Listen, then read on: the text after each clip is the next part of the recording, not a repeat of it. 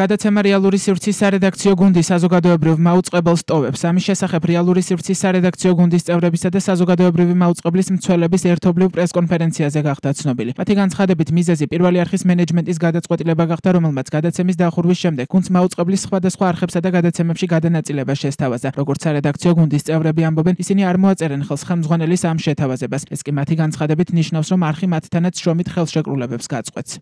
აშკარაა მენეჯმენტის განზრახვა, რომ გუნდი დანაწევრდეს და მისმა ვერც ერთმა წევრმა ვერ მოახერხოს იმის გაკეთება, რის იკეთების გამოცდილება და კვალიფიკაცია აქვს. მენეჯმენტის მიერ გამოგზავნილ შეთავაზებაზე ხელის მოწერა ნიშნავს, რომ საკუთარი ნებით მოვაწეროთ ხელი ამ გადაცემის, ანუ იმ სივრცის დახურვას, რომელიც თქვენთვის შევქმენით.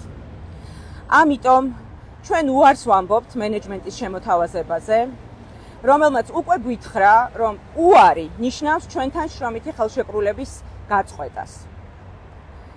ამიტომ დავარქვათ ყველაფერს თავისი სახელი, საზოგადოებრივი მაუწყებლის დღევანდელმა მენეჯმენტმა, იმ კონკრეტული სახელებით და გვარებით, რომლებსაც შეინახავს ამ არხის საქმის წარმოების დეპარტამენტი, კანცელარია, დახურა 12 წლიანი ისტორიის გადაცემა რეალური სივრცე და უკანონოდ გაუშვა მისი წამყვანი ნინო ზაუტაშვილი. რეალური სივრცის სარედაქციო გუნდმა მხარდაჭერა გამოუცხადა დაკავებულ ჟურნალისტ მზია ამაღლობელს და საზმაუს მცველების წევრებს მხნეობა უსურვა.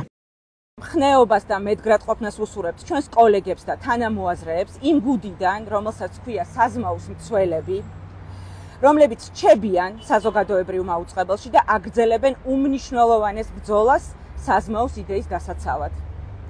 ჩვენ ვრჩებით მათ გვერდით და გარედან არ დავაკლებთ ძალისხმევას, რომ საზოგადოებამ ბოლოს და ბოლოს მიიღოს ნამდვილი თავისუფალი საზოგადოებრივი მაუწყებელი. სოლიდარობა და თავისუფლება ჩვენს კოლეგას მზია ამაღლობელს, რომლის სიტყვებიც იბრძოლეთ, სანამ გვიანი არ არის, უნდა გვახსოვდეს. ჩვენი ბრძოლის ერთადერთი საშუალება კი სიმართლის თქვენამდე მოტანაა. გადაცემა რეალური სივრცის გუნდს ამ არხზე ეს შესაძლებლობა აღარ აქვს.